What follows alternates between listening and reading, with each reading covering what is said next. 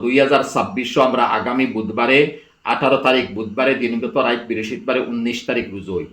ইন্নালিল্লাহ।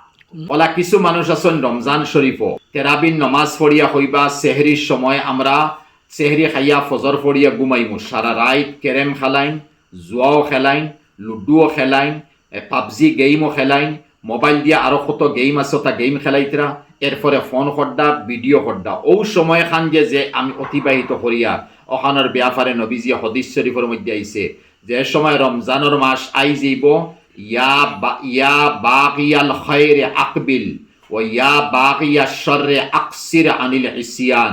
হে বালা খাম করনেওয়ালা, রমজান শরীফও তুমি বালা খামর দিকে অগ্রসর হও, আর হে বাদ খাম করনেওয়ালা, রমজান শরীফও বাদ খাম থেকে তুমি বিরত থাকো। এখন এই নবীর হদিসে কিতা বুঝা গেল যে আস্তা রমজান মাস মাফির মাস, রহমতর মাস, বরকতর মাস। তেরাবিন নমাজ বা এশার নমাজ পড়িলাম, আচ্ছা আমি মানলাম আমরা নমাজ কবুল হয়ে গেছে, কিন্তু গ্যারান্টি নাই, কিন্তু আমি মানিলাম আমরা নমাজ আজকে তেরাবির আর এশা বিতি সারা কবুল হয়ে গেছে, দোয়া কবুল হয়ে গেছে। যদি কবুল হয়ে গেছে, হালাকে অত সুজা না কবুল, আমরা যেটা নমাজ যদি কবুল হয়ে গেছে, এরপরে আমি সারা রাত 3 ঘন্টা 5 ঘন্টা মতো গেম খেলাইয়ার, ক্যারেম বোর্ড খেলাইয়ার, এরপরে লুডো খেলাইয়ার, এরপরে তাস খেলাইয়ার, এরপরে কত আড্ডাইয়ার কি দিয়ার, ও যেখানে আমি নেক আমল করলাম ওখানে ডিলিট করিল।